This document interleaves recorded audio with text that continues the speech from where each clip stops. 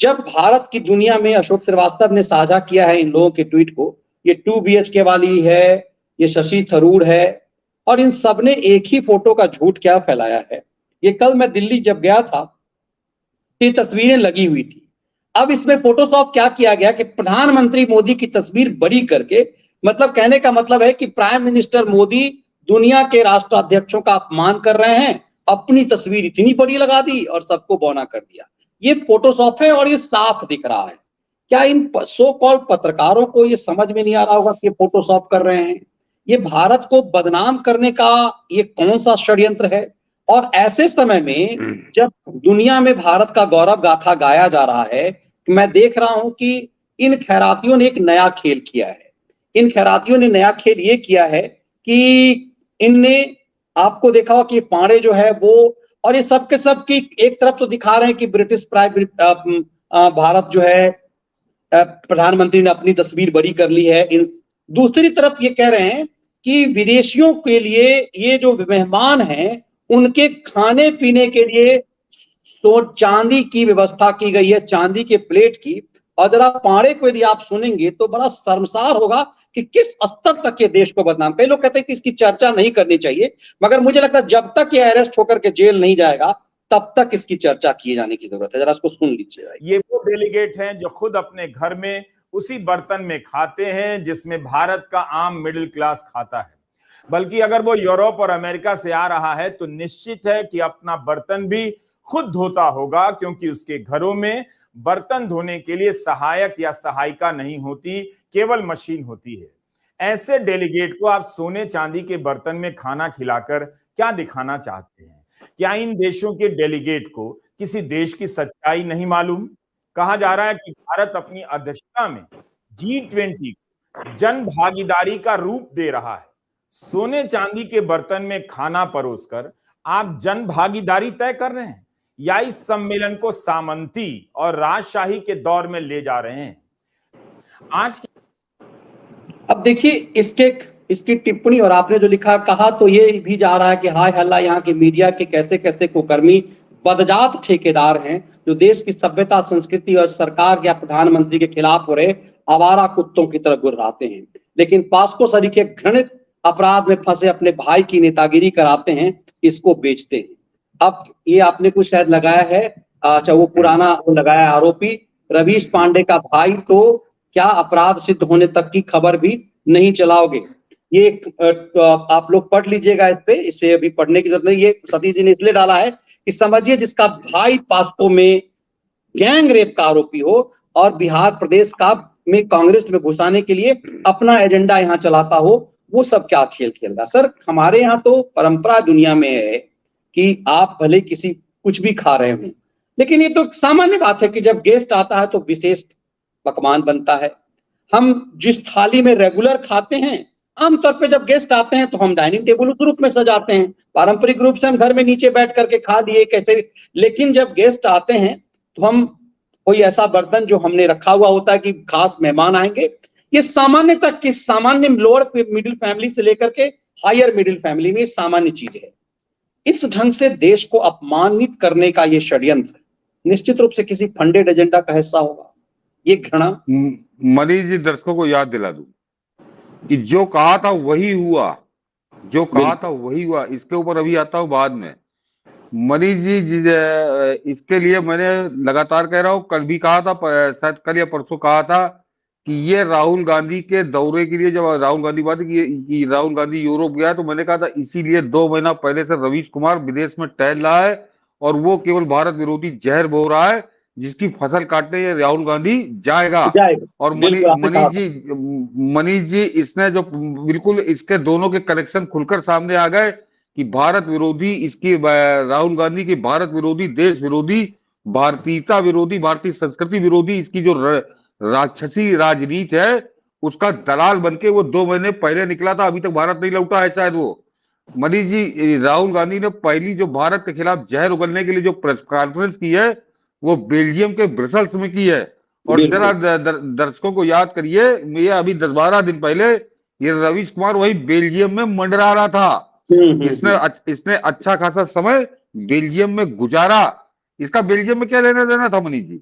इसने पहले पाखंड किया कि मैं तो मेरी पिक्चर का जो है प्रीमियर होने जा रहा है लंदन में, ये लंदन में मंडराया, लंदन से फिर ये फ्रांस गया, फ्रांस से फिर उड़ा तो सीधे अमेरिका चला गया, अमेरिका से आया तो ये बेल्जियम चला गया। तो ये एक ताना बाना अंतरराष्ट्रीय स्तर पर, दर्शक समझ लें कि ये खाली हिंदुस्तान की राजनीति का मामला नहीं है, ये अंतरराष्ट्रीय ताकतें कैसा एक जाल बुन रही है, क्योंकि वहां रवीश कुमार का कोई ससुर नहीं बैठा फ्रांस में या बेल्जियम में या ब्रिटेन में, जो इसके लिए वहां खाने पीने इसका भोज कर रहा होगा कि अब मेरा दामाद आया है। वहां पे भारत विरोधी ताकतें बैठी हैं, जोर जार शोरों से ऐसा थैली लेके एक आदमी बैठा है। तो ये वहां पर राहुल गांधी के दलाल की तरह ये वहां पर बिछावन बिछाने गया था ताकि इसको कोई असुविधा भारत के खिलाफ जहर उगलने में ना हो। ये इसके लिए मैटर भी तैयार कर रहा है और वहां पे जमीन भी तैयार कर रहा है, और ये रंगे हाथ पकड़ा गया मनीष जी कि इसका जब ब्रिटेन में एक पिक्चर का प्रीमियर किसी का होता है 2 दिन 3 दिन होता है, बहुत ज्यादा जश्न शराब कबाब में अगर नशे में डूब गया होगा तो 1 हफ्ता, ये 2 महीने से पड़ा हुआ है वहां पे।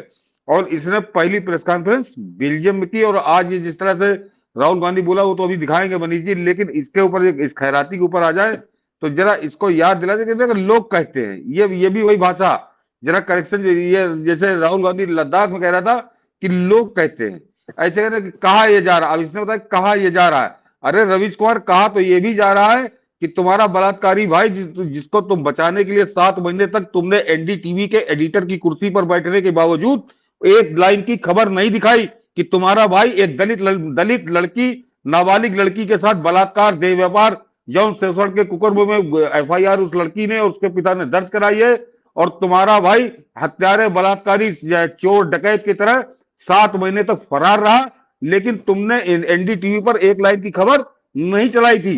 तो कहा तो ये भी जा रहा कि कैसे कैसे बज्जात और कैसे कैसे हरामखोर बेईमान लोग हिंदुस्तान की मीडिया में अपनी शक्ल दिखाते हैं, उनको शर्म क्यों नहीं आती।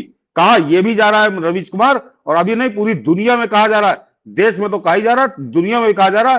तो पहले तुम ये सफाई दो कि ये क्यों कहा जा रहा है तुमने 7 महीने तक उस बलात्कारी, कुकर्मी और कांग्रेस का नेता, सबसे खास बात ये कांग्रेस का दलाल है रवीश कुमार, ये भी समझिए कि इसके भाई का रिश्ता छोड़ दीजिए मनीष जी। एक कांग्रेस का नेता जो प्रदेश उपाध्यक्ष था वो 7 महीने तक बलात्कार में, पास्को एक्ट में नामजद होने के बाद शातिर अपराधियों की तरह फरारी काटता रहा, जैसे गुंडे, बदमाश, गिरहकर, चोर, लुटेरे, बलात्कारी फरारी काटते हैं, उस तरह से फरारी काटता रहा। और इस रवीश कुमार ने उस जो बड़ा भारी ठेकेदार था इंडिया एनडीटीवी, उस एनडीटीवी में एडिटर बन के बैठा रहा, और 7 महीने तक इसने एनडीटीवी पर एक लाइन की खबर नहीं चलने दी। तो ये पहले तो अपने आप को बताओ कि तुम्हारे बारे में क्या कहा जा रहा है। भारत का प्रधानमंत्री, भारत की सरकार और पूरा भारत देश अगर अपने यहाँ विदेशी मेहमानों को सोने चांदी के बर्तन में भोजन करा रहा है, तो कुत्ते जो है, भिखारी जो है, जिस भिखारी को नहीं मिलता खाने को वो गाली बकता है, बिल्कुल बकता है। तुम भी उन्हीं भिखारियों में से हो जिनको 2014 तक कांग्रेस टुकड़े फेंकती थी, तुम्हारा पेट भरा रहता था, तुम जाके अपने मालिक के साथ देश के राष्ट्रपति भवन में कमर मटकाते थे। जरा शर्म नहीं आई कि उस कांग्रेसियों को, जिन कांग्रेसियों ने एनडीटीवी को राष्ट्रपति भवन में कमर मटकाने का मौका दिया, राष्ट्रपति भवन नहीं, उन्होंने उसको मैरिज हॉल बना दिया था। शर्म आनी चाहिए मनमोहन सिंह को, शर्म आनी चाहिए सोनिया गांधी को, शर्म आनी चाहिए इस राहुल गांधी को जो जाकर जहर उगल रहा है, और चुल्लू भर पानी में तुमको डूब मरना चाहिए था कि हमारा संस्थान, वो जो देश के सबसे बड़ी शक्तिपीठ है, वहां पर हमारा संस्थान वहां नाच गाना करवा रहा है, एनडीटीवी का एनुअल फंक्शन हो रहा है, तो वो राष्ट्रपति भवन को तुम लोगों ने मैरिज हॉल बना दिया था, धर्मशाला बना दिया था, या कैबरे हाउस बना दिया था।